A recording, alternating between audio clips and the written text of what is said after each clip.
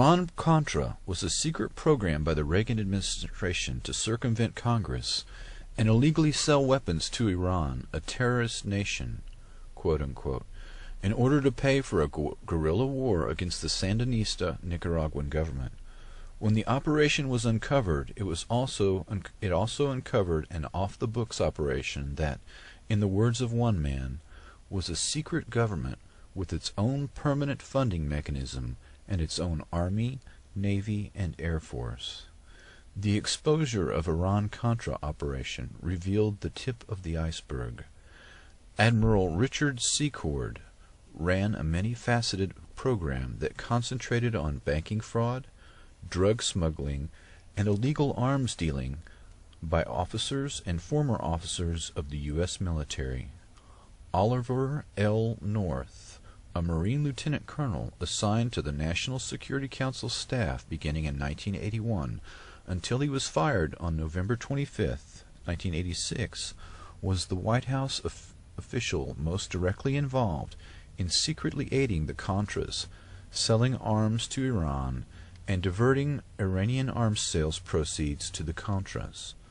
North, who was Deputy Director of Political Military Affairs, reported many of his activities to his superiors, National Security Advisor Robert C. McFarlane, and later John M. Poindexter. He later claimed to have taken much of his direction from Central Intelligence Agency Director William Casey.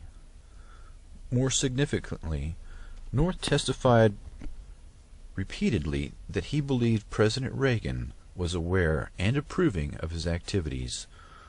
North was unable to offer direct proof of presidential knowledge and authorization. Both McFarlane and Poindexter were North's channel to the president, have either claimed ignorance of certain of North's activities or said they deliberately shielded the president from such details. In other words, plausible deniability.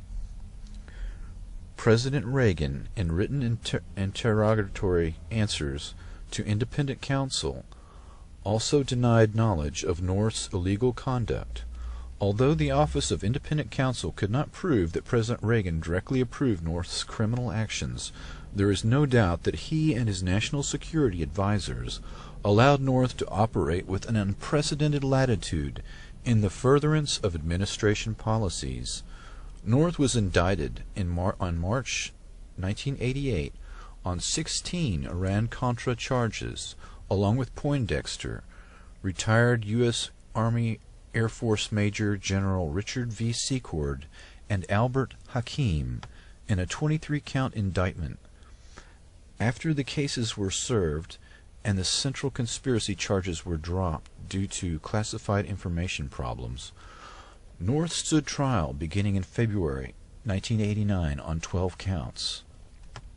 On May 4, 1989, he was found guilty of 3 counts, including aiding and abetting obstruction of Congress, shredding and altering official documents, and accepting an illegal gratuity from Admiral Secord. North's convictions were vacated on July 20, 1990, after the appeals court found that witnesses in his trial might have been permissibly affected by his immunized congressional testimony.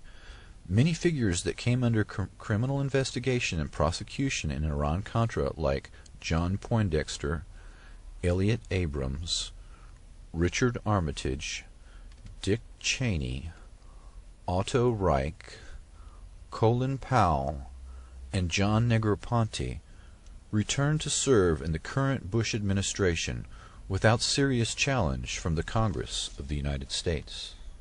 The Contras and the Crips. A San Francisco Bay Area drug ring sold tons of cocaine to the Crips and Bloods street gangs of Los Angeles and funneled millions in drug profits to an arm of the Contra guerrillas of Nicaragua run by the Central Intelligence Agency, the San Jose Mercury News has found.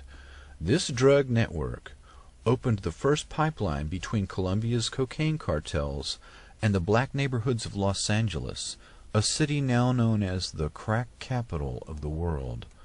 The cocaine that flooded in helped spark a crack explosion in urban America and provided the cash and connections needed for LA's gangs to buy weapons.